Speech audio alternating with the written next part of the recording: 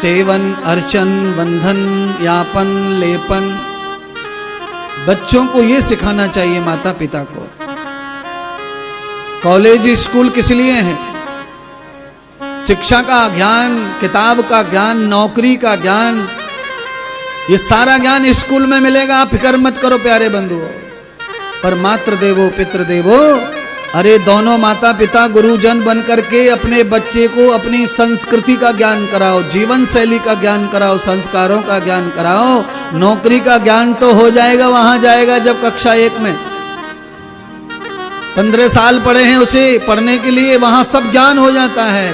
पर ये जो ज्ञान चाहिए वो ज्ञान वहां नहीं मिलेगा। वहां कोई नहीं बैठा टीचर तुम्हारे बच्चे को ये ज्ञान देने के लिए। वो तो अपना पीरियड लेंगे और बस अपना सिलेबस पूरा करेंगे। उनका जो टारगेट है उसके लिए, नौकरी के लिए, पगार तनख्वाह के लिए वो काम करेंगे। तुम्हारे बच्चे के भविष्य में क्या चरित्र में, क्या स्वभाव में, क्या गुण में, क्या अवगुण में, उन्हें कोई मतलब इस बात से नहीं है। उनको केवल मतलब है तुम्हारे बच्चे का सिलेबस पूरा करने का। सिलेबस पूरा करने से जीवन कैसे धन्य होगा? सिलेबस भी एक जीवन का अंग हो सकता है, पर जीवन का सही संग तो संस्कार है, संस्कृति है जीवन में। उसके लिए मेरा जीवन मुझे मिला है।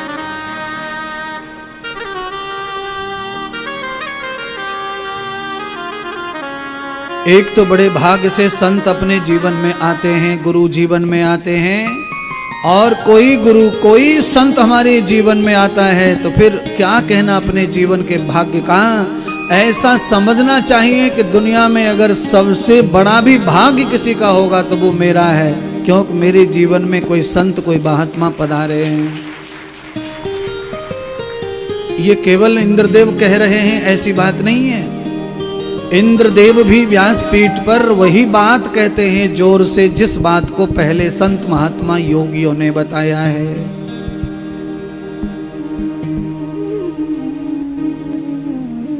कि देवी बड़े न देवता और ना सूरज ना चंद, आदि अंत दोनों बड़े,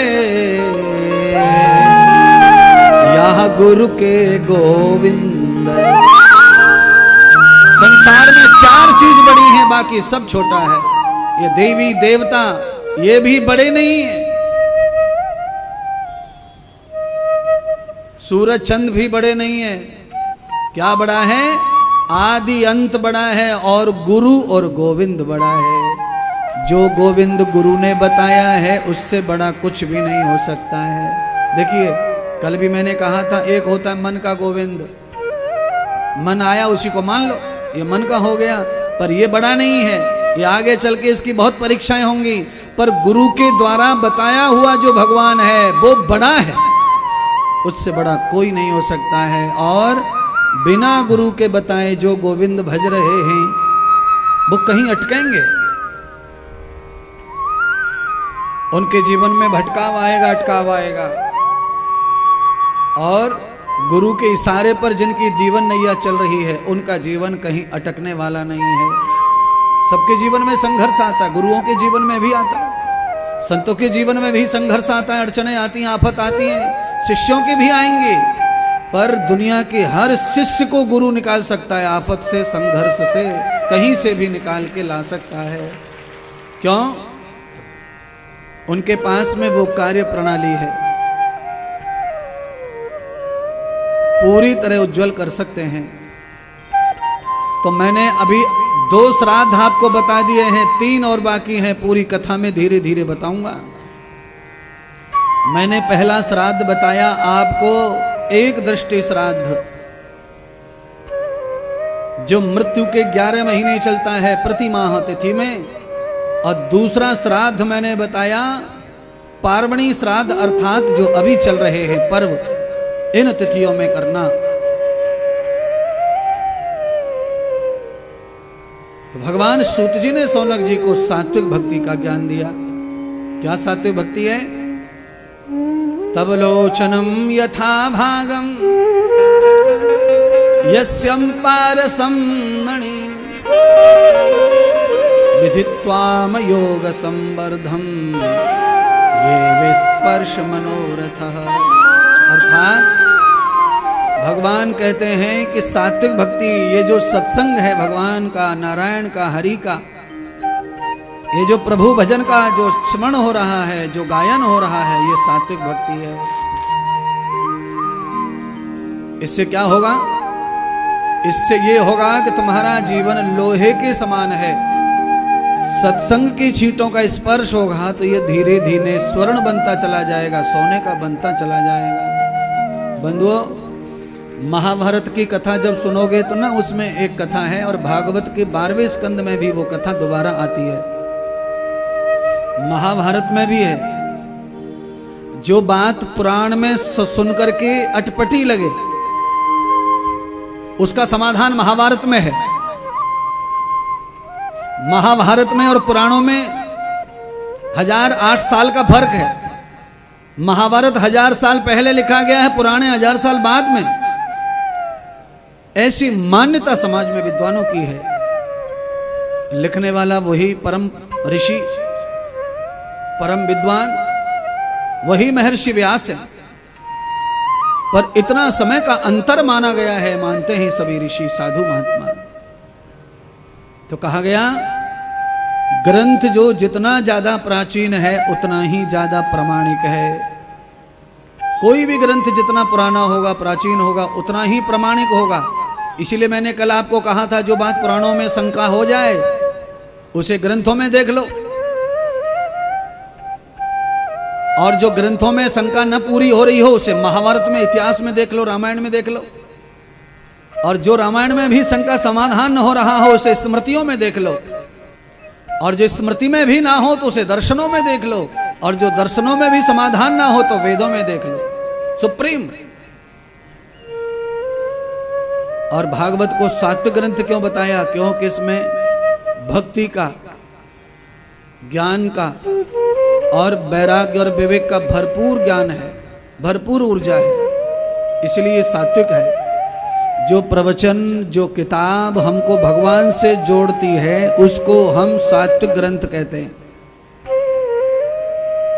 जो तंत्र हमको तंत्र विद्या से, शक्तियों से जोड़ता है, सिद्धियों से, उसे हम तामसिक ग्रंथ कहते हैं। आपको सिद्धि दिला दे कोई, आपके पास में किसी प्रकार की सिद्धि आ जाए, तो जिस व्यक्ति के पास में विद्याओं की सिद्धि आ जाती है उस व्यक्ति का कल्याण नहीं होता। फिर वो सिद्धियों का स्वामी बन जाता है तो वो माया में ही लिप्त रहेगा, और जो सिद्धि विद्धि सम्मान फम्मान इन सारी चीजों से मुक्त होता है वो भगवान का भगत बनता है। याचनम बंधनम कृतम जाताम। दुनिया में बहुत सारे सिद्ध पुरुष हो चुके हैं और होंगे और हो रहे, पर ये सिद्ध पुरुष क्या है? ये माया का रूप है, ये माया है। युद्ध करना पड़ा श्री राम को सीता को पाने के लिए, ये माया के भगवान है। द्रौपदी की लाज बचाने के लिए राम श्याम जी को साड़ी वाड़ी सब ये करना पड़ा, ये माया के भगवान है। गोपियों को शिक्षा देने के लिए चीर हरण करना पड़ा, ये माया के भगवान है।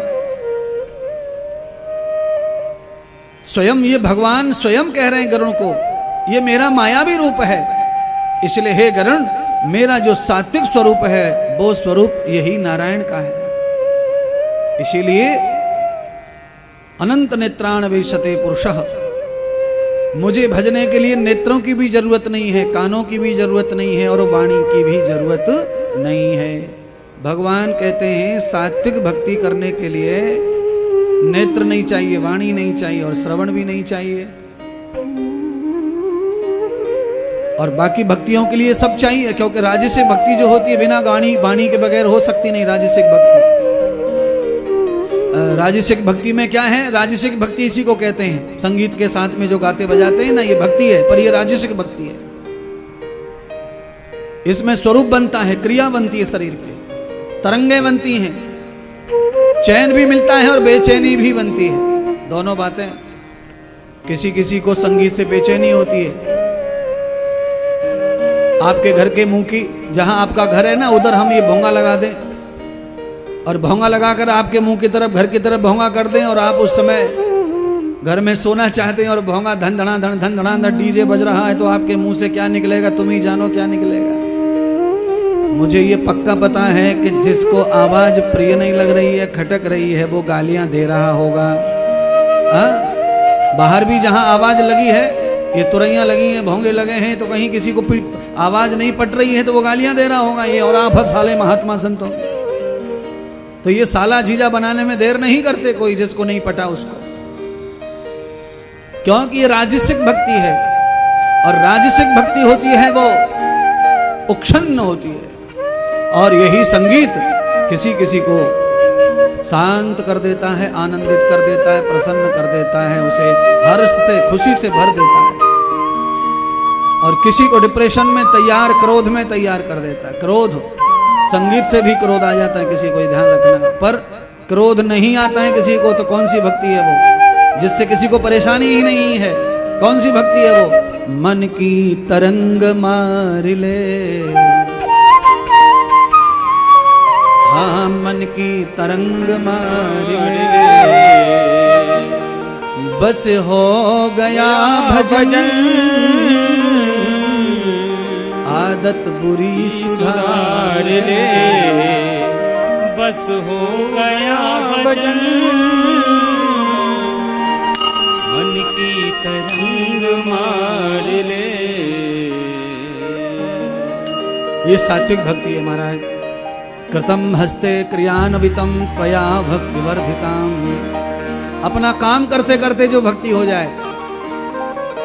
मन चंगा तो कटोटी में गंगा, ये है सात्विक भक्ति।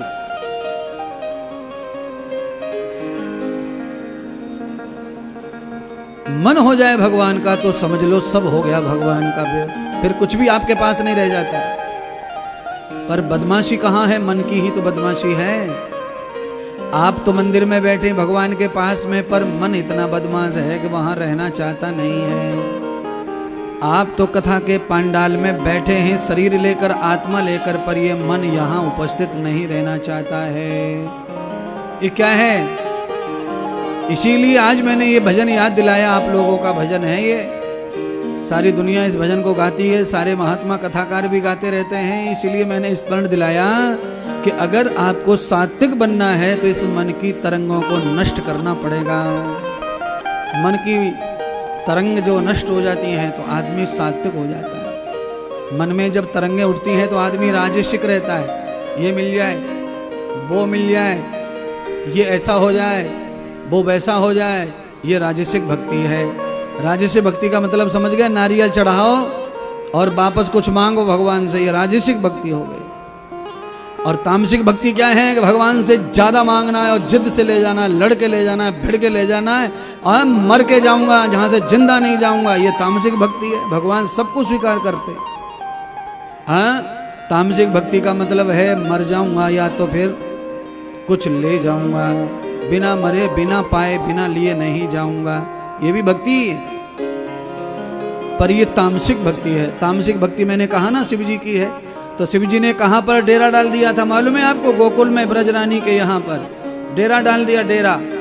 और डेरा डाल दिया, त्रिशूल गाड़ दिया, डमरू बजाने लग गए, नाचने लग गए और चैलेंज कर दिया, मर जाऊंगा बजाऊंगा ना तेरे द्वारा, छोड़ के छोरा दर्शन करा दे। तो तामसिक भक्ति का मतलब मैंने पहले कहा कि भगवान शंकर जो है वो तमस गुण के दाता हैं। उनमें शक्ति है, सामर्थ्य है, पावर है, पर जिद्दी स्वभाव है।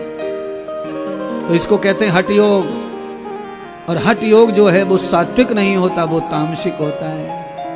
हठ योग, बहुत सारे लोग हैं हठ योग करते रहते हैं। कुंभ के मेलों में आग जला लेंगे, उनके बीच में बैठ जाएंगे नंगे उघाड़े, कोई कांटों पे पड़ा है।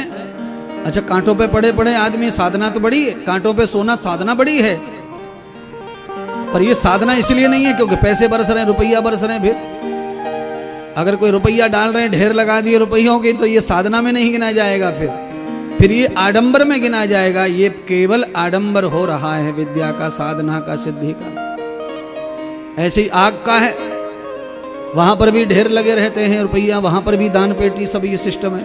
अरे भैया, दान और धन चाहिए तो फिर वो सिद्धि पाने की, सिद्धि का दुरुपयोग नहीं करना है। तो क्या करना है? साधना करके परम प्रभु को पाना है, शंकर को पाना है। फिर ये कागज के टुकड़े आपके लिए कुछ वैल्यू नहीं रखते। आप जब कांटों पे सो सकते हैं, अंगारों पे चल सकते हैं, तो ये सारी भक्ति रावण ने की है। रावण ने अग्नि समन किया था। रावण ने 6 महीने अग्नि में बैठ के भजन किया।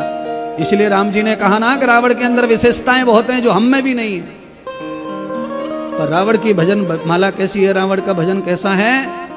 सात्विक नहीं है, तामसिक है, जिद्दी है, हठ योगी है। पानी में बैठ करके रावण ने भजन किया, हवा में उड़ते उड़ते भजन किया महाराज। अंतरिक्ष में गया, उड़ते उड़ते भजन कर रहा है। पानी में घुस गया तो पानी में भजन कर रहा है। अग्नि में तो अग्नि में, मिट्टी में तो गुफा खोद की और मिट्टी में घुस गया, भजन कर रहा है। आखिर में भगवान शंकर को रावण ने मना लिया, रिझा लिया और प्रसन्न कर लिया। अर्थात तामसिक भक्ति से भी भगवान प्रसन्न होते हैं, पर बहुत ज्यादा संघर्ष इस भक्ति में करना पड़ता है भगत को। कभी कभी भगत की इसमें मृत्यु भी हो जाती है और कभी कभी भगत जो है पागल भी हो जाता है। पागल, इसके उल्टे भी साइड इफेक्ट भी हैं। पर सात्विक भक्ति के लिए भागवत सबसे ज्यादा प्रचलित क्यों है समाज में? क्योंकि इसके कोई साइड इफेक्ट नहीं है। केवल और केवल ये आयुर्वेदिक मान के चलो, इसको बस हानि कोई नहीं है, नुकसान कोई नहीं है, सिर्फ फायदा होगा। कम होगा, कम होगा, कम होगा, कम होगा, कम होगा, कम हो सकता है, पर किसी को नुकसान होने वाला नहीं है। किसी को ज्यादा फायदा हो जाता है, किसी को कम हो जाता है, पर नुकसान नहीं होगा इससे। क्यों? ये सात्विक है, ये भजन का पुराण है, ये भक्ति का पुराण है, ये वैराग्य का पुराण है, ये मुक्ति का पुराण है। इस पुराण के वचनों को सुनकर ये सब सौभाग्य हम सबको प्राप्त होता है। इसलिए हे सौनक, यथा तिष्ठं भूयन्त कतेर सर्वं भद्रं शृणुयाम भद्रं पश्येम। आहा, वेद का मंत्र भी है ऐसा एक, जिसको हमारे आचार्य लोग बोलते रहते तिलक चंदन आदि के सौभाग्य में। भद्रं कर्णेभिः शृणुयाम देवा भद्रं पश्येमाक्षवीर्यजत्राः स्थिरैरङ्गैस्तुष्टुवां सस्तनो भ्रवसेमहि देवहितं यदायुः। देवहितं यदायुः। हे देव, सबका हित करने वाले हे परमात्मा, भद्रम कर्णेभिः शृणुयाम देवा भद्रम पश्येमाक्षवीर्यजत्राः। आंखों से, कानों से, नेत्रों से, सर्वत्र मैं सबका कल्याण देखूं, कल्याण हो, ऐसी वाणी सुनूं, ऐसी वाणी बोलूं, ऐसा रूप देखूं, मेरा ऐसा कल्याण करो। स्थिरैरंगै तुष्टवां सस्तनो ब्रवसेमहि देवहितम। आहा, बहुत ही सुंदर सुंदर वाक्य है मंत्रों में महाराज। पर इन मंत्रों की विशेषता, आनंद कब आता है? जब इन मंत्रों का अर्थ भी आ जाए साथ साथ में। अब ये मंत्र बोले जा रहे हैं सैकड़ों, हजारों, लाखों वर्षों से, पर इनका अर्थ समझना बड़ा कठिन हो रहा है। बोलने वाले के लिए भी अर्थ कठिन है इसका। अगर बोलने वाला आचार्य भी इस मंत्र के अर्थ को जानता है तो इस मंत्र में बड़े बड़े रस समाये, बड़े बड़े विज्ञान समाये हैं। ये मंत्र फिर ध्यान में बोला जाए, ये मंत्र सोते समय बोला जाए, जागते समय बोला जाए, तो इस मंत्र का प्रभाव मेरे जीवन पर बहुत पड़ता है। स्थिरैरंगै तुष्टवां ब्रभसेमहि देवहितं। देवहितं यदायुः। मेरी समृद्धि के लिए आप मेरी ज्ञान इंद्रियों को कल्याणकारी बना दो। इस मंत्र का सीधा अर्थ है ये। कितना छोटा अर्थ और सरल है और जल्दी समझ में आ गया। मेरी ज्ञान इंद्रियों को मेरे कल्याण के लिए आप कल्याणकारी बना दीजिए। मेरे कानों में कोई मुझे परेशान करने वाली बात ना जाए, मेरे नेत्रों से परेशान करने वाला कोई दृश्य मुझे ना सुनाई दिखाई दे, मेरी वाणी से परेशान करने वाला कोई वाक्य ना निकले, मेरे स्पर्श में कोई भी स्पर्श मेरा ऐसा ना हो जो मुझे परेशान करे। हे परमात्मा, स्थिरैरंगै, मुझे ऐसा स्थिर गुण दे दो, मुझे ऐसा शांत गुण दे दो। ये इस मंत्र का अर्थ है महाराज। बड़ा कठिन और बड़ा दुर्लभ अर्थ और बड़ी महिमा से भरा हुआ अर्थ इस वेद मंत्र का है। परमात्मा एकाद मंत्र का अर्थ और एकाद मंत्र की व्याख्या आपको रोज सुनाते चलेंगे, क्योंकि हम तो वेद नगरी में हैं, उज्जैनी में ज्ञान की नगरी है। यहाँ तो स्वयं भगवान नारायण कृष्ण के रूप में पढ़ने आए थे, और यहाँ तो फिर थोड़ा ज्ञान अधिक ही हमें बताना चाहिए। जो कुछ भी हमने पढ़ा है गुरुकुलों में वो सब आपके सामने थोड़ा थोड़ा रखेंगे, जिससे कि आपके दिमाग में भी कुछ जंग लगी है वो जंग छूट जाए, तो आपको भी फ्रेश लगे, अच्छा लगे, आनंदित लगे। मंत्र आए ना आए, मंत्र का अर्थ आए ना आए, पर कम से कम मंत्र की भाव तो हमारे पास जिंदे रहेंगे। पंडित जी जब जब मंत्र बोलेगा भद्रम कर्णे भी शुणियाम देवा, तभी ये भाव मेरे अंदर पैदा होगा, तो मुझे लाभ इसका मिलेगा, इसका फायदा मुझे प्राप्त होगा। इसीलिए गुरु मंत्र हो चाहे वेद मंत्र हो, अर्थ सहित ही होना चाहिए। गुरु मंत्र का भी अर्थ आना चाहिए। अर्थ के बगैर नौकरी कोई करेगा? बोलो, आपको कोई तनख्वाह ना देवे, दक्षिणा ना देवे, तो आप कैसे करेंगे रोजगार, कैसे करेंगे मजदूरी, कैसे करेंगे नौकरी? तो अर्थ के बगैर तो सब व्यर्थ है। पर अर्थ का दूसरा महान अर्थ परमार्थ है। वेदों का परमार्थ क्या है? वेदों का परमार्थ आचरण है, और उनका जो अर्थ है वो क्या है? वो आचरण के लिए आया हुआ ज्ञान उनका अर्थ है। आचरण में किसका करूं? तो वेदों का जो ज्ञान है वो अर्थ है, उसका आचरण करो। तो आचरण करने से क्या होगा? तो परमार्थ होगा। और जब परमार्थ होगा तो फिर ऋषि क्या कहेंगे, महात्मा संत क्या कहेंगे? क्या कह के गए हैं? तो कहा भगवान ने, परमार्थ के काज ही और मानव धरे शरीर।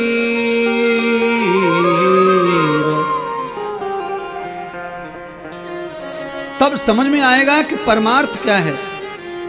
ये जो मानव शरीर है ये परमार्थ के लिए ही मिला है महाराज। वेदानुगामी तैयार पंथम, इसीलिए कहावत है भैंस के आगे बीन बजाना, अर्थात मनुष्य के अलावा दुनिया में किसी को भी वेद मंत्र सुनने का अधिकार नहीं है। अच्छा, सुनने का अधिकार भी रहे तो क्या फायदा है? कोई फायदा नहीं है। अच्छा, बीन का जो स्वर है उसे सांप समझता है पर भैंस ना समझती है उसे। बताओ, काला अक्षर भैंस बराबर, गई भैंस पानी में। बताओ, सारे मुहावरे भैंस के लिए ही है। काला अक्षर, बताओ, काला अक्षर का मतलब, काला अक्षर का मतलब, काला अक्षर का मतलब ना समझ। ना समझ कैसा होता है? भैंस के बराबर होता है। गई भैंस पानी में। हाँ, समझा करके भी आदमी उसी गड्ढे में गिरता है, तो इसका मतलब है गई भैंस पानी में। पानी में। तीसरा मुहावरा, भैंस के आगे और कीड़ा समझना है बीन को। कीड़ा, कीड़ा माने सर्प, सांप। कीड़ा समझ रहा है बीन की भाषा को, पर भैंस ना समझ रही, इतनी हट्टी कट्टी। अब बताओ, इतनी हट्टी कट्टी भैंस जो दुनिया भर का ढेप चुनी चोकर गेहूं बाजरा खाए जा रही है, और उसका दूध पी पी के तुम्हारा क्या हाल होगा?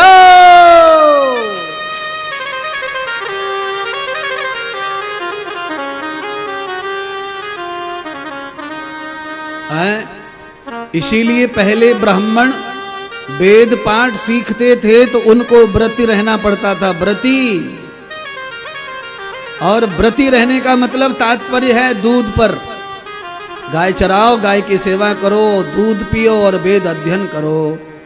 केवल गाय के दूध पर ब्रह्मचारी विद्या अध्ययन करते थे पहले। सौभाग्य है उन ब्रह्मचारियों का, वेद अध्यापक, वेद अध्यार्थियों का, जिनको ये मौका मिला हो। अब तो महाराज वेद अध्ययन करने वाले ब्रह्मचारी रोज भंडारे ठोक रहे हैं, रोजाना मलाई मार रहे हैं, रोजाना खीर ढकोस रहे हैं, रोजाना चटनी मार रहे हैं, अचार ठोक रहे हैं। काहे का वेद आएगा, काहे का व्याकरण आएगा, काहे का लफड़ा? सब लफड़े में चला गया। क्यों? समय के साथ सब कुछ बदल जाता है। समय बदला, सिस्टम बदला। अब बड़ा कठिन है लंगोट कोई ब्रह्मचारी पहनता हो। वेदागामी लंगोट पहनते हो, बहुत कठिन है। अब तो विद्यालय गुरुकुलों में भी सब जगह लंगोट समाप्त हो रहे हैं। चलिए समय चला गया, कोई बात नहीं है। अब आजकल आधुनिक युग है तो आधुनिक कपड़े पहनो, कोई बात नहीं है। पर व्रती बिना व्रत के वेद नहीं आएगा। अग्ने व्रतपते व्रतम चर्स्यामि तक्षकेयम तन्मे आराध्यताम इदम अहम अनृता सत्यम उपैमि। ये भी वेद का ही मंत्र है। अच्छा, ये थोड़ी बहुत वेदों की बात मैं बता रहा हूँ, किस लिए आपको नहीं पता। मैं आपको नहीं बता रहा हूँ, मैं जानता हूँ कि आपका स्टैंडर्ड नहीं है वो। मैं थोड़े बच्चे आए हुए ना, इधर विद्यार्थी आए हैं हमारे यहाँ पाठ पढ़ने, मैं इनकी वजह से ये चर्चा कर रहा हूँ। आप लोगों के लिए नहीं कर रहा हूँ, क्योंकि आपका स्टैंडर्ड तो फिर यहीं तक ठीक है। आप श्रोता हैं तो कथा के श्रोता हैं, आप वेद अनुगामी नहीं है।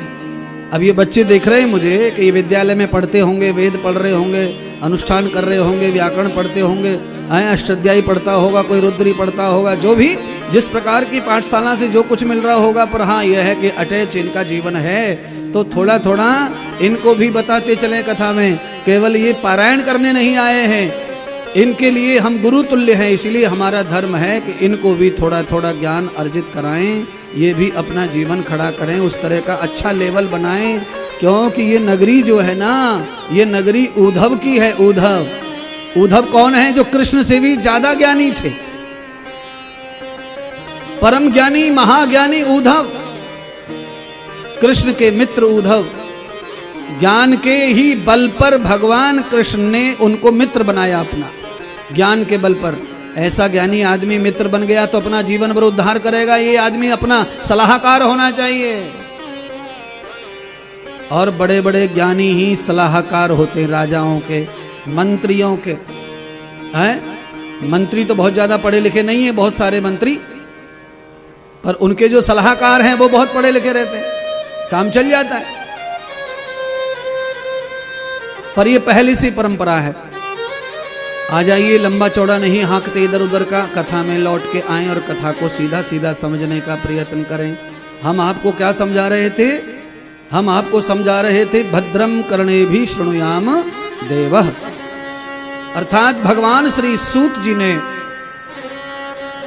अपने शिष्य सौनक आदि ऋषियों को दर्शन कराया ज्ञान का, और ज्ञान का दर्शन कराया तो कहा सात्विक भाव तैयार करो और भजन करो। कौन सा भजन? तो कहा श्रवणम भजन कृत्वाम च, श्रवण भक्ति करो। एक भजन तो यही, आंख बंद करके बैठ जाओ, रुई ठूस लो कानों में, इधर की उधर की आवाज ना जाए, राम राम राम राम करते रहो। और एक भजन यह है कि रुई निकालो, अब सब राम राम सुनो बाहर का। और ये भजन कौन सा है?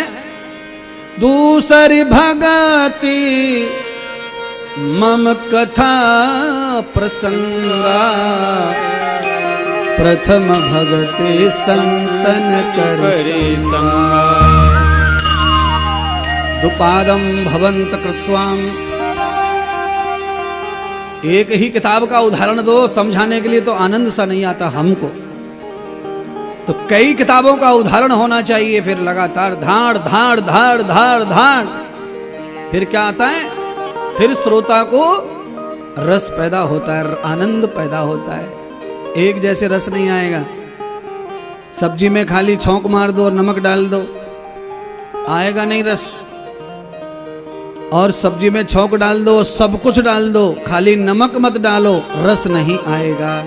कुल मिलाकर केवल नमक से रस नहीं आएगा और नमक के बिना भी स्वाद नहीं आएगा।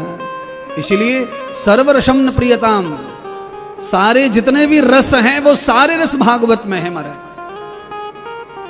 श्रृंगार रस से ले लो, हास्य रस ले लो, वीर रस ले लो, भक्ति रस ले लो, वैराग्य रस ले लो, अनंत रस ले लो, प्रियंग रस ले लो, अभंग रस ले लो, सारे रस हैं भागवत में। इसीलिए बाजार में रस लेने की जरूरत नहीं है, नहीं है महाराज। सब रस यहीं पे है महाराज, सारे रस इसी में आ जाते हैं। जीजा साली के रस इसमें है तो और क्या बताएं आप। दो मित्रों के रस इसमें है, पति पत्नी का जीवन इसमें है, मित्रों का जीवन इसमें है, और ये नकली असली फ्रेंडों के भी जीवन, सारा विश्लेषण इसमें है। सब कुछ इसमें है। नाराजी भी इसमें है, क्रोध इसमें है। पर कैसा है? तो कहा सात्विक क्रोध है। सात्विक क्रोध कैसा होता है? अब इसे भी समझना होगा महाराज। कैसा होता है जी सात्विक क्रोध? सात्विक क्रोध ऐसा होता है किसी पर बड़बड़ बड़बड़ भड़बड़ बड़बड़ नहीं करना है। सात्विक क्रोध का मतलब होता है अपने क्रोध को अपने अंदर रोक के साइड में हट जाओ। भैया तुम जाओ, तुम्हारा काम जाने, तुम जानो, हमें बख्शो। ये सात्विक क्रोध है। ये है तो क्रोधी पर सात्विक है। साइड में हो जाइए और जाने दो अपने मित्र को, जाने दो अपने को। अगर किसी व्यक्ति का कोई चीज अपने को नहीं पट रही है तो वो क्रोध आएगा ही आएगा। पर सात्विक क्रोध यह है कि आप उस व्यक्ति को भूल जाइए, यहीं इसी वक्त छोड़ दो, दिमाग से निकाल दो। ये क्रोध ही है, पर ये क्रोध है पचने वाला क्रोध। सांप मर जाए और लाठी ना टूटे, ये क्रोध ही है। अच्छा बोलो, सांप मरे और लाठी ना टूटे? बिना लाठी, बिना क्रोध के, बिना डंडे के, बिना शक्ति के सांप कैसे मरेगा? अगर लाठी चली है तो शक्ति तो लगी है, ऊर्जा तो लगी है। पर ऊर्जा कैसी है? सात्विक है, विवेकमान है, वैराग्य से भरी है, विवेक से भरी है। अच्छा कुछ लोगों से सांप मरता नहीं और डंडे 5 तो तोड़ देते हैं। दे डंडा टूट गो, दे डंडा टूट गो, दे डंडा टूट गो। अब 5-6 डंडे तोड़ दिए पर सांप का कुछ भी हुआ नहीं, कुछ नहीं हुआ महाराज। सात्विक नहीं था। तामसिक व्यक्ति जो होता है वो संतुलन नहीं बना पाता। सात्विक व्यक्ति जो होता है वो संतुलन बना के चलता है। वो दुश्मन को भी शांति से निपटाएगा, क्रोध से नहीं, घृणा से नहीं, अक्षण्णता चंचलता से नहीं, शांति से निपटा देगा, शांति से समाप्त कर देगा। क्रोध तो है, शांति में भी क्रोध होता है, पर शांति का क्रोध कैसा होता है? ठंडा लोहा। और ठंडा लोहा कैसा होता है बताओ? ठंडा लोहा ऐसा होता है कि दुनिया भर के लोहे के कारखाने पर ठंडा लोहा ही सबको काट डाल रहा है। सारी सरिया, सारे गाटर, सारे विंगड़, सारे पिलर, सबको काट डाल रहा है ठंडा लोहा।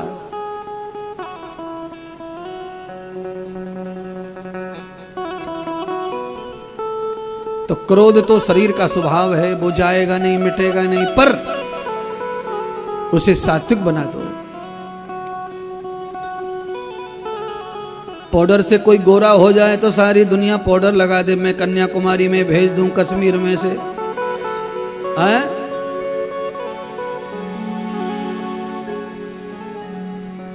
पाउडर से गोरा कोई हो जाए, तात्पर्य गोरे का मतलब है किसी का रंग बदल जाए पाउडर से, तो साउथ अफ्रीका वाले सारे पाउडर को खरीद ले जाएंगे, तमिलनाडु वाले सब खरीद ले जाएंगे, कुछ नहीं छोड़ेंगे। हमारे इंदौर में, उज्जैन में, समझ लो। तात्पर्य वो है स्वभाव बदलना है, स्वभाव, स्वरूप बदलना है, स्वरूप। पर बदलेगा क्या? नहीं बदलेगा, नहीं बदलेगा, बदल जाएगा। कैसे बदलेगा?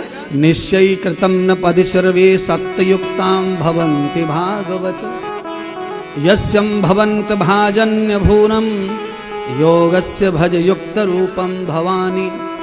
भगवान को भजने से या भागवत भजने से स्वभाव बदलता है। कैसे बदला स्वभाव? आपने बहुत सारी कथाएं सुनी होंगी, उसमें से एक कथा सुन लो, डाकू अंगुलीमल की कथा।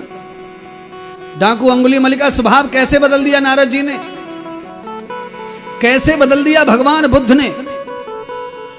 आनंद बना दिया और वहां ऋषि बना दिया। विहंगत्वयागतम च, स्वभाव बदल जाता है महाराज, हर चीज का स्वभाव बदल जाता है। पर उस स्वभाव को बदलने के लिए बहुत सारा प्रयोग करना पड़ता है। आज ये भागवत का जो प्रयोग है 9 दिवसीय, ये आप सबके स्वभाव के कल्याण के बदलाव के लिए ही हो रहा है। परमात्मा करें आपके ऊपर असर जल्दी हो जाए इसका। क्यों? क्योंकि आप ऐसे बदमाश घृणोक्त नहीं हैं, आप सात्विकी हैं, आप सरल ही हैं पहले से। और जो सरल हैं, सात्विक हैं, उनका जल्दी से निर्माण हो जाता है, जल्दी से संतुलन उनका अच्छा हो जाता है। जो थोड़ी अग्नि में डालकर गर्म हो जाते हैं, लाल हो जाते हैं, उनको जल्दी से हथियार, जल्दी से खिलौना बनने का मौका मिलता है। जो जड़ लोहा होता है वो जल्दी गर्म नहीं होता, जल्दी तपता नहीं, जल्दी पिघलता नहीं, तो जल्दी से उसका खिलौना भी नहीं बनता, उसका स्वरूप भी नहीं बनता। तो आप ऐसे जड़ नहीं हैं, आप सरल हैं, आप मुड़ना जानते हैं, झुकना जानते हैं, समझना जानते हैं, तो आप जल्दी खिलौना बन जाएंगे। अब क्या खिलौना बनना है आप ही समझो। आपको अपना अपना खिलौना बनने का स्मरण करना पड़ेगा कि मुझे ऐसा बना दो। कैसा बना दो? तो महात्मा इंद्रदेव जब से बहुत बहुत कह रहे हैं कैसा बना दो, तो आइए फिर वही बनाते हैं जो थोड़ी देर पहले कह रहे थे। यातं भद्रं भद्रं यथार्पश्यं भद्रं कृणतस्पर्श भद्रं पुण्यं पश्यं भद्रं यात ब्रूयतां ब्रवन्ते भद्रं बाकं भद्रं यथा पदं भद्रं हस्त भद्रं त्वयाचितं भद्रं भद्रं यसार भद्रकृतान भद्रं यस भद्र रूपं रुद्रान भद्रं।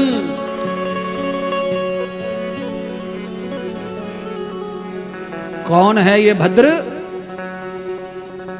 श्रीमद् भागवत की कथा में ही भद्र है एक, और उस भद्र का नाम दक्ष प्रजापति के घर में जब सती ने प्राण दे दिए अग्नि में, सारे देवता त्राहिमाम करने लगे, यज्ञ का भोजन प्राप्त नहीं हो रहा है क्योंकि यज्ञ हुआ ही नहीं, उससे पहले यजमान की गर्दन काट दी नंदी ने। तो फिर कौन? तो भगवान शंकर तामसिक देवता है, ऐसा मानकर उन्होंने भद्र को पैदा किया, उसका नाम है वीरभद्र। तो अंत तो गत्वा उस भद्र ने क्या किया? पुरुषार्थ से यज्ञ प्रारंभ करा दिया, यजमान को पुनर्जीवन दे दिया। अर्थात दोबारा जीवन माने दोबारा सुधार करना जीवन का। जो जीवन बिगड़ गया है अहंकार के कारण, गर्दन कट गई पर अहंकार नहीं छूटा, पर वही अहंकार वीरभद्र ने शरीर बदल दिया, कामी क्रोधी शरीर ही सही पर यज्ञ संपन्न करा के देवताओं का भला कर दिया। ऐसे ही देवों का भला करने के लिए भी यदा भद्रम पश्यम कर्णो भद्रम हस्त पुण्याम पदम भद्रम यदस्पर्श भद्रम चित्तम भद्रम। आहा मेरे भगवान, मेरे आंख नाक कान मुंह हाथ लिंग गुदा चित्त मन सब भद्रकारी होने चाहिए। कैसे होने चाहिए? कि चाहे जैसा भी मेरा स्वरूप हो पर मैं और मेरे जगत का कल्याण करने वाला ही मेरा शरीर जीवन चित्त हाथ पैर सब कल्याणकारी हो, मेरा भी कल्याण हो और मेरे जनों का भी कल्याण हो। तावते भद्रम भवानी। अब आप कल्पना करिए महाराज कितना मेहनत कर रहे हैं तुम्हें प्यार देने के लिए, समझाने समझाने के लिए। रोज कथा सुनो, नित्य नया सुनो, पुराना नहीं सुनाया जा रहा, नया नित्य नया। और जो आत्मज्ञान होता है वो गुग्गुल पर नहीं मिलता है, गुग्गुल गुरु पे वही ज्ञान मिलेगा जो पुराना है, जो होके चला गया, आया और गया वो मिलेगा। और आपके अंदर जो गुग्गुल है उसके पास में आया गया नहीं मिलता, उस पर ताजा ताजा ताजा ताजा ताजा ताजा ताजा ताजा। अर्थात जैसे पेड़ के ऊपर हर रोज नई पत्तियां आती हैं, रोज नई पत्तियां, रोज नई पत्तियां। अब किसी भी पेड़ को 8 दिन पहले जाकर जाओ, देख के आओ और गिन के आओ पत्तियां, और 8 दिन के बाद जाओ, फिर आपको सब पता चल जाएगा क्या है। नित्य नूतन वृक्ष ऊर्जा प्रदान करता है। इसलिए वृक्ष के बारे में शास्त्र कहता है परोपकाराय फलंत वृक्ष, क्योंकि वृक्ष में नित्य नूतन ऊर्जा होती है, उसमें नित्य नूतन पवित्रता होती है। कल डाली कितनी बड़ी थी, आज वो डाली कितनी बड़ी हो गई। अच्छा बोलो, पेड़ की तरह अगर इंसान बड़ा होने लग जाए रोजाना रोजाना, तो इसके लिए चौखटें रोज बदलनी पड़ेंगी, हर महीने घर के दरवाजे, हर महीने। अगर पेड़ की तरह इंसान भी रोज बड़ा होवे तो उसके लिए घर की चौखट रोज बदलनी पड़ेगी, हर हफ्ते। पर ऐसा संभव नहीं है।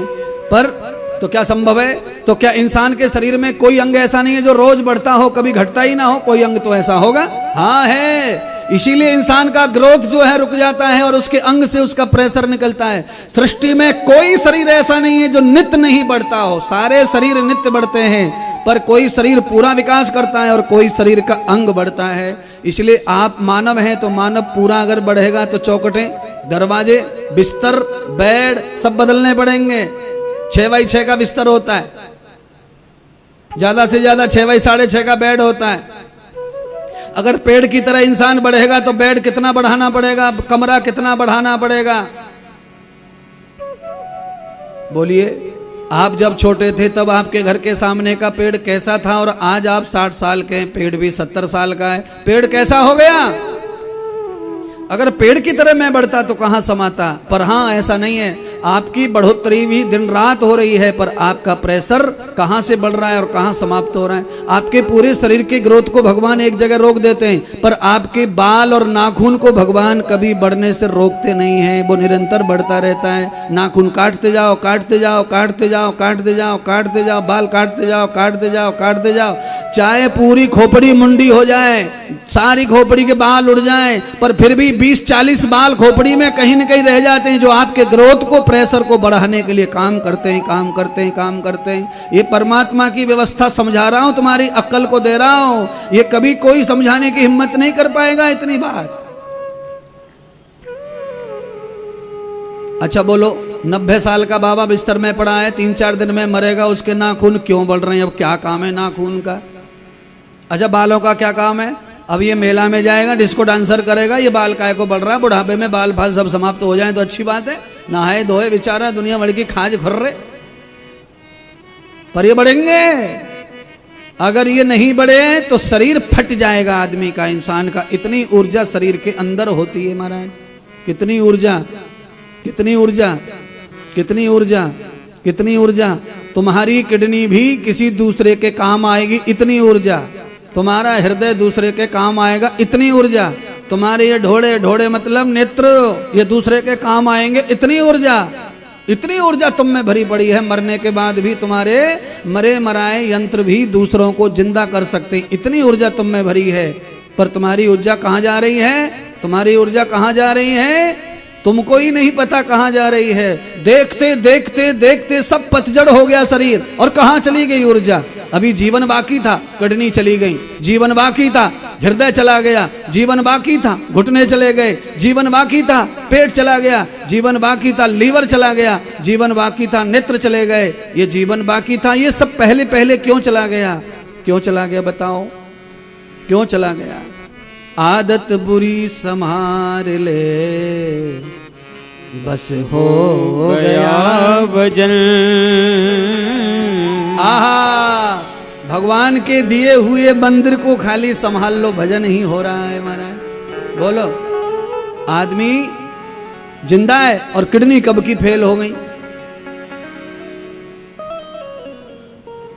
अब ये चमत्कार थोड़ी है, पर कुछ लोग चमत्कार मान रहे हैं कि किडनी फेल हो गई और जिंदा कैसे?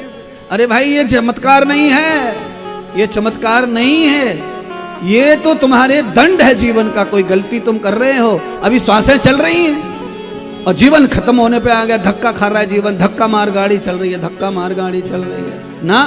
शतम जीवेम सरदा शतम शृणुयाम सरदा शतम प्रप्रभाम सरदा शतम दीना श्याम सरदा शतम भूयश्च सरदा सतात। ये वेद मंत्र है। इस वेद मंत्र का तात्पर्य है कि किडनी से लेकर आंख, आंख से लेकर दांत, दांत से लेकर कान, कान से लेकर पैर, पैर से लेकर हाथ, कम से कम भी चलें तो 100 वर्ष तक इनमें दाग भी नहीं लगना चाहिए। शतम जीवेम सरदा शतम शृणुयाम शतम प्रप्रभाम शतम दीना श्याम। एक उदाहरण नहीं है महात्मा के पास समझाने के लिए, लाखों भरे पड़े उदाहरण वेदों में से।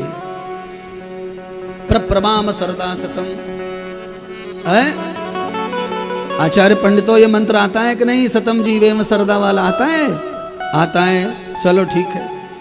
भद्रम करणे भी ये तो है ही, सबके साथ ही जुड़ा हुआ है।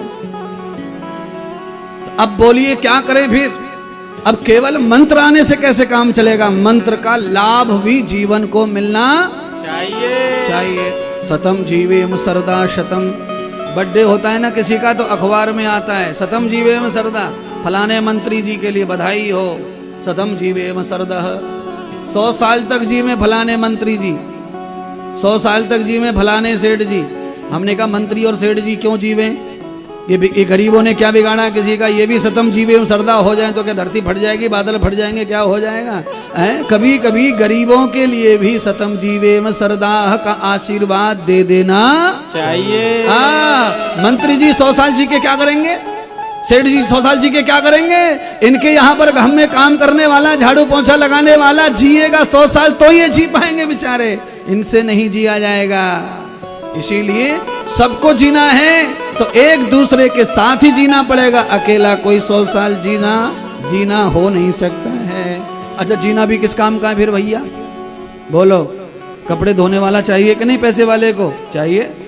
झाड़ू पोछा करने वाला चाहिए कि नहीं? चाहिए। ऑफिस में कोई चाहिए कि नहीं? चाहिए।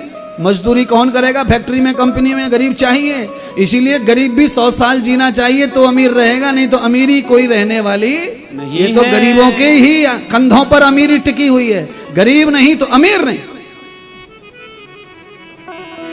ये तो हम जानते ही हैं, सबके छत बताती है बारिश से, धूप से है। ये जो छत डाली है ऊपर, ये धूप से बचाएगी, बारिश से बचाएगी, धूल और मिट्टी से बचाएगी। पर ये छत पिलर पर टिकी है, पिलर पे। पिलर माने गरीब, पिलर माने शक्तिशाली, पिलर माने बलवान। गरीब, बलवान और शक्तिशाली होता है, उस पर सारी अमीरी, सारी सेठगिरी टिकी हुई है। ये ध्यान कर लो, कान खोल के सुन लो। सेठ तब होता है जब गरीब उसके सपोर्ट में हो। नेता, अभिनेता, मंत्री तब बनते हैं जब गरीब उसको साथ में हो, सपोर्ट में हो, तब जाकर कोई बड़ा बनता है। इसीलिए गरीबों का कभी बहिष्कार नहीं करना, गरीबों को दुत्कार नहीं, गरीबों को कभी अपमानित नहीं करना। गए बहोर गरीब नवाजू, गए बहोर गरीब नवाजू, सकल सबल साहिब रघुराजू, सकल सबल साहिब रघुराजू, सबल सकल साहिब रघुराजू, सकल सकल साहिब रघुराजू। गए बहोर गरीब नवाजू, गए बहोर गरीब नवाजू, सकल सबल साहिब रघुराजू, सकल सबल साहिब रघुराजू, सकल सबल साहिब साहिब रघुराजू। गए बहोर गरीब नवाजू। भगवान स्वयं कहते हैं, जो मुझे गरीब हृदय से भजेगा मैं उसके लिए ही सबल बनूंगा। जिसके हृदय में पहले से ही अमीरी भरी पड़ी है, बॉसगिरी, मैं उसके लिए हाजिर नहीं हूं। जो मुझे गरीब भाव से भज रहा है मैं उसके लिए हूं। कौन हूं? तो सकल सबल साहिब रघुराजू, सारी दुनिया से सबल, सारी दुनिया का साहिब और सारी दुनिया से सबसे ज्यादा बलवान उस गरीब का है जो गरीब उसे गरीबी से ही भज रहा है। आहा, एक होता है धन का गरीब, धन का गरीब नहीं, भाव का गरीब चाहिए, हृदय का गरीब चाहिए, अहंकार शून्य चाहिए। तमसा तमसा कृतम तमसा विहंत तमसा प्रियम। आहा, थोड़ी थोड़ी बातों पे तम तम तम तम, ऐसे आदमी का भजन भगवान को लागू नहीं है महाराज। थोड़ी थोड़ी बातों पे, थोड़ी थोड़ी बातों पे भम भम भम भम करता है, ऐसे को भगवान प्रिय नहीं है। माला 100 नहीं 200 जप ले, हवन 1 लीटर घी का नहीं 15 किलो घी चढ़ा दे, वो भी काठियावाड़ी गुजराती गाय का घी। कोई प्रिय नहीं है ठाकुर जी को तुम्हारा हवन भवन। आहा, कैसा भवन प्रिय है भगवान को, फिर कैसा हवन प्रिय है भगवान को, कैसा हवन प्रिय है। सबसे ऊंची प्रेम सगाई, सबसे ऊंची प्रेम सगाई, सबसे ऊंची प्रेम सगाई, सबसे ऊंची प्रेम सगाई, सबसे ऊंची प्रेम सगाई, सबसे ऊंची प्रेम सगाई, प्रेम सगाई, सबसे ऊंची प्रेम सगाई, सबसे ऊंची प्रेम सगाई।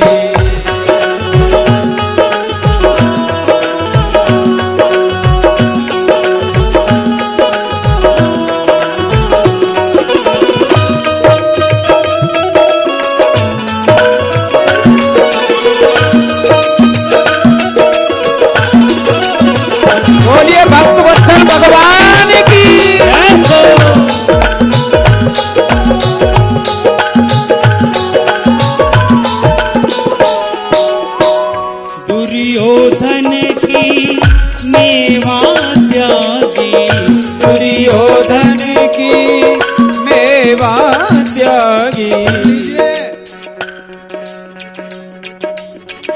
क्या बता रहे थे व्याख्यान में, उपदेश क्या दे रहे थे महात्मा इंद्रदेव? गरीबी कैसी चाहिए, गरीबी। और मैंने कहा ना, अहंकार में भरा हुआ धन धन धन धन धन धन, मैं, उसका हाल क्या हो रहा है? दुर्योधन मेवा त्यागी, दुर्योधन की मेवा त्यागी, दुर्योधन की मेवा त्यागी, दुर्योधन की मेवा त्यागी, दुर्योधन की मेवा त्यागी। भाग विपुल घर खाई, सबसे ऊंची प्रेम सगाई, सबसे ऊंची प्रेम सगाई, सबसे ऊंची प्रेम सगाई, सबसे ऊंची प्रेम सगाई। प्रेमी बनकर प्रेम से, प्रेमी बनकर प्रेम से, और तू झाड़ू रोज लगाया कर, मन मंदिर में गाफिल होकर। भगवान के लिए मन मंदिर में रोज झाड़ू लगाइए, उससे क्या होगा? अहंकार के जो पत्ते झड़ गए ना, कीड़ा कर रहे हैं, वो सब साफ होंगे, मन निर्मल हो जाएगा। तब फिर क्या होगा? तो यदा भद्रम पश्यम भद्रम यत हस्त भद्रम, तब ये हाथ थोड़ा भी उठेगा तो कल्याण करेगा, जिधर कदम उठेगा कदम कदम पैर भी कल्याण करेगा। यथा इंद्रिणाम प्रभाह, 10 इंद्रियों में से कोई भी इंद्री जिधर भी टच करेगी कल्याण करेगी।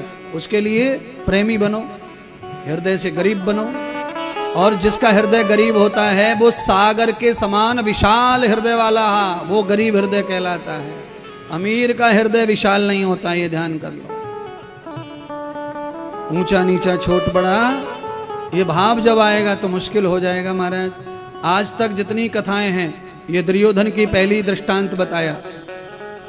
दुर्योधन की जहां शीश महल था वहीं पर विदुर की कुटिया थी, उसी गली में आगे झोपड़ी, और आमंत्रण भी नहीं, बुलावा भी नहीं दिया, और बिना बुलाए पहुंच गए। और दुर्योधन ने आमंत्रण दिया और सोने का रथ भेजा कृष्ण को लेने के लिए।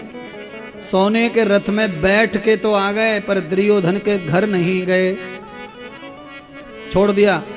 सोने के महल शीश महल के सामने रथ छोड़ दिया, और वहां से सही क्या है गलत क्या है वो निर्णय कर लिया भगवान ने। और ये दर्शाया यथा भोज्यम तथा देवम भक्त सात्विक वर्धतम, सात्विक भक्त की ओर गए। सात्विक भक्त कैसा होता है? जैसे कोई डिमांड नहीं है भगवान से, कोई मांग नहीं है, मुझे ये चाहिए वो चाहिए, ऐसा कर दो वैसा कर दो, ये डिमांड जिसकी नहीं है वो सात्विक है। और वो भैया विदुर जी हैं, इसे सात्विक भक्त कहते हैं। और जो सात्विक भक्त होता है उसे डिमांड करनी नहीं है, ये भगवान हमारे घर पधारो और कुछ जिम लो बिम लो ना, कुछ ना कहना, भगवान खुद खटखटाएंगे, दरवाजा खोलो और क्या रखो तुम्हारे रसोई घर में, बासा कुसा निकाल ले हो, स्वयं भगवान ऐसा कहेंगे। पर ये औकात हो तुम्हारी तब कहेंगे, इस औकात तक जाएंगे तब कहेंगे। अगर तुम्हारे अंदर जो चीजें हैं इन चीजों से, तो भगवान तुम्हारा दरवाजा कदापि खटखटाने वाले नहीं है महाराज, रोज बुलाना ही पड़ेगा। अरे महाराज आजकल तो चच्चा नहीं आ रहे बिना बुलाए, तो भगवान कहां से आ जाएंगे महाराज? फुप्पा जी के पास में खाने को कुछ है ना, महागरीबी में जूझ रहा फुप्पा, पर वो भी ना आ रहा। कार्ड आ गया, पोस्टमैन ने कार्ड दे दिया, कार्ड से वो भी ना आ रहा, उसको भी फोन करो, अरे जीजा, अरे फुप्पा, कार्ड मिल गया होगा, आ जाओ आ जाओ आ जाओ आ जाओ, हमारे द्वार की शोभा बढ़ा जाओ। अरे वह कहाँ से बढ़ाएगा? अपने द्वार की शोभा ना बढ़ रही से तेरे द्वार की शोभा तो तब बढ़ाएगा। जो अपने दरवाजे को सजाए रखता है वही दूसरे के दरवाजे को सजा सकता है। गिरा हुआ तुम्हें नहीं उठा सकता है। या पदम प्रवर्ते युक्तानाम सर्वदा उच्च श्रृंखलाम।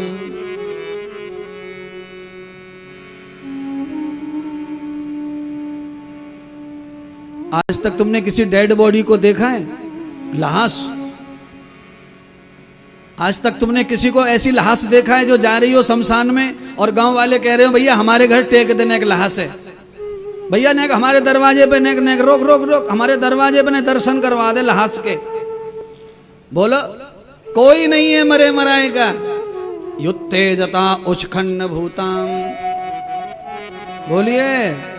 और महाराज कोई जीवित आदमी, कोई महान पुरुष, कोई संत पुरुष, कोई गुरु पुरुष, कोई साधु पुरुष, कोई दिव्य पुरुष निकल रहा हो तो लोग पीछे पड़े रहते। महाराज कैसे भी पैर लगाओ दरवाजे पे, आए दूर से देख लो, हमारे घर को दूर से देख लो, दूर से देख लो हमारे डेट को, आए चावल फेंक दो, चावल फेंक दो।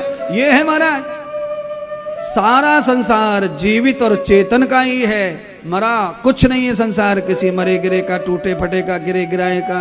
इसीलिए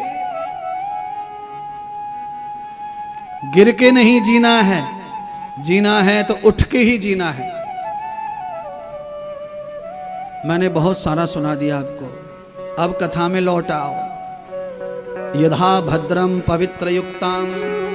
भगवान सूत जी ने शौनक आदि को कहा कि ये पुराण सात्विक है, इस प्रणान को सुनने से भक्ति जागृत होती है, वैराग्य जागृत होता है, विवेक जागृत होता है और मुक्ति स्थापित होती है। ये 4 फल मिलते हैं भागवत श्रवण करने से। ओहो महाराज, ऋषि मुनि काहे के लिए भटक रहे थे इतने दिनों से? यही चाहिए था उनको, कोई भक्ति दे दे, भक्ति दे दे, भक्ति दे दे। पर महाराज भक्ति पहाड़ों में भटकने से नहीं मिलती है, भक्ति का जन्म ही सत्संग से होता है, ये ध्यान रखो। भक्ति का जन्म सत्संग से ही होता है और कोई मार्ग नहीं है भक्ति का जन्म करने का। आप चाहे यहां जाओ वहां जाओ, ये परिक्रमा दो वो परिक्रमा और दुनिया भर की परिक्रमा पैदा कर लो, थक जाओगे। कोई पाप खत्म हो जाएगा, कोई पुण्य पैदा हो जाएगा, पर भक्ति पैदा नहीं होगी। भक्ति कब पैदा होगी? जब आप भगवान के चरित्र का श्रवण करेंगे, उनकी लीलाओं का, तब भगवान के गुणातीत बनोगे आप और प्रेम पैदा होगा। प्रेम से भक्ति का जन्म होता है। बिना सत्संग के प्रेम अवतरित नहीं होता हृदय में भगवान के प्रति। सारे महात्मा संत बैठ गए, आसन लगा लिया और श्री शौनक जी ने कहा कि ऐसा और भागवत में क्या है जो आप इतनी स्तुति भागवत की कर रहे हैं? तो कहा भागवत में बहुत कुछ है। तो क्या बहुत कुछ? तो कहा यथा प्रेतम पित्रम भवन्ति जाताम। भागवत में और भी बहुत कुछ है। तो शौनक जी ने कहा जो विशेष है वो सुनाओ। तो कहा सुनो, भागवत क्या क्या कर सकती है? तो कहा भक्त बना सकती है, वैरागी बना सकती है, ज्ञानी बना सकती है और अंत में मोक्ष भी दिला सकती है। इतना तो भक्ति है ही, इतना तो ज्ञान है ही, इतना तो मोक्ष का मार्ग है ही भागवत। पर इसके अलावा क्या है? तो कहा ये प्रेतों को भी मुक्त कर सकती है और ये पितरों को भी मुक्त कर सकती है। तो शौनक जी ने कहा अगर इस कथा में ऐसा गुण है